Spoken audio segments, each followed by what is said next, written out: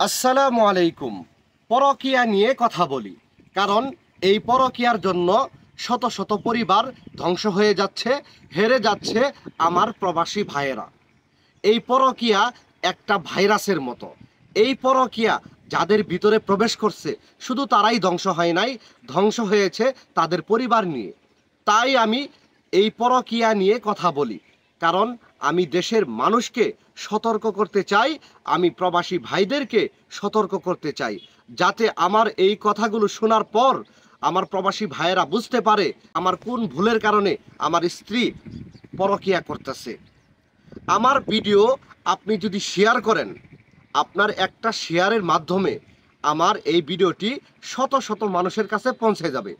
শত শত প্রবাসী ভাইয়েরা আমার এই ভিডিওটি দেখবে আর এখান থেকেই সতর্ক হয়ে যাবে। এই পরকীয়া দিন দিন বেড়ে যাওয়ার কয়েকটি কারণের মধ্যে আরেকটি কারণ হচ্ছে, প্রবাসী ভাইয়েরা যখন বিদেশ চলে যায়, প্রবাসে চলে যাওয়ার কিছুদিন পর তার স্ত্রীকে বাড়ি থেকে বের করে আলাদা একটা জায়গায় বাসা ভাড়া নিয়ে দেয়। এই আলাদা একটা বাসা ভাড়া নিয়ে দেওয়ার পরেই পরকীয়ার জীবনটা শুরু হয়। কারণ তার স্ত্রী যখন বাড়িতে ছিল, তখন প্রবাসী ভাইয়ের মা, বাবা, ভাইদের চোখের সামনে ছিল, তাই সে শয়তানি কিংবা শয়তানও তার কাছে চাপতে পারে নাই। যখনই প্রবাসী ভাই তার স্ত্রীকে বাড়ি থেকে বের করে যখন আলাদা একটা জায়গায় বাসা ভাড়া নিয়ে দিল, তখনই এই পরকীয়ার জীবনটা শুরু হতে লাগলো। আপনারা এখনো বুঝতে পারলেন না? আপনার স্ত্রী যে আলাদা একটা জায়গায় বাসা ভাড়া নিয়ে থাকতেছে, সেখানে আপনার স্ত্রীকে দেখার মতো কে আছে? আপনার মা, বাবা, ভাই কেউ আছে? কেউ নাই। সে একদম স্বাধীনভাবে চলতেছে, স্বাধীনভাবে ঘুরতেছে। আর এই সুযোগে কিছু অসাধু ব্যক্তি এই প্রবাসী ভাইদের ওয়াইফদের সাথে সম্পর্ক করে এই প্রবাসী ভাইয়ের কষ্টের টাকাগুলো আত্মসাৎ করতেছে। তাই আমি প্রবাসী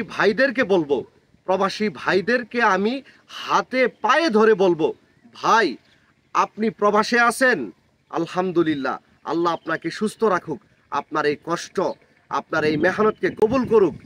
আমার একটা অনুরোধ, আপনি কখনোই আপনার স্ত্রীকে আপনার বাড়ি থেকে বের করে আলাদা জায়গায় বাসা ভাড়া নিয়ে দিয়েন না। আলাদা জায়গায় বাসা ভাড়া নিয়ে দিয়েন না। আপনার স্ত্রীকে আপনার মা, বাবা, ভাইদের সামনে রাখুন, তাহলে আপনার টাকা, আপনার স্ত্রী, পরিবার সবই ঠিক থাকবে। নয়তো আপনার স্ত্রী পরকীয়ায় লিপ্ত হতে পারে। আপনি একমাত্র পরিবারের মুখের হাসি ফুটানোর জন্য, পরিবারকে একটু ভালো রাখার জন্য আপনি প্রবাসীর মাটিতে পড়ে আছেন। আর আপনি দিন দিন হেরে যাচ্ছেন, আপনি নিজেও বুঝতেছেন না। আপনাকে দিন দিন ধোঁকা দেওয়া হচ্ছে, আপনি নিজেও বুঝতেছেন না। দেশে আসার পরে দেখেন আপনার সেই কষ্টের উপার্জনের টাকাগুলো আর নাই। কি হয়ে গেছে?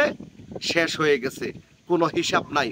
আপনি যখনই হিসাব চাইতে যাইবেন, তখনই আপনাকে ডিভোর্স বা তালাক দিয়ে দিবে, আপনি কিচ্ছু করতে পারবেন না। তাই আমি আপনাকে অনুরোধ করব, আপনি প্রবাসে আছেন, আপনার স্ত্রী যেন আলাদা জায়গায় বাসা ভাড়া না নিয়ে থাকে। আপনার স্ত্রী যেন আপনার মা, বাবা, ভাইদের সামনেই থাকে, তাহলে আপনার স্ত্রী পরকীয়া থেকে অনেকটাই হেফাজত থাকবে। আমার এই ভিডিওটি একটু শেয়ার করে আমার প্রবাসী ভাইদের কাছে পৌঁছাইয়া দিবেন, যাতে তারা একটু সতর্ক হতে পারে। সকলেই ভালো থাকুন, পরবর্তী ভিডিও পাওয়ার জন্য অপেক্ষায় থাকুন।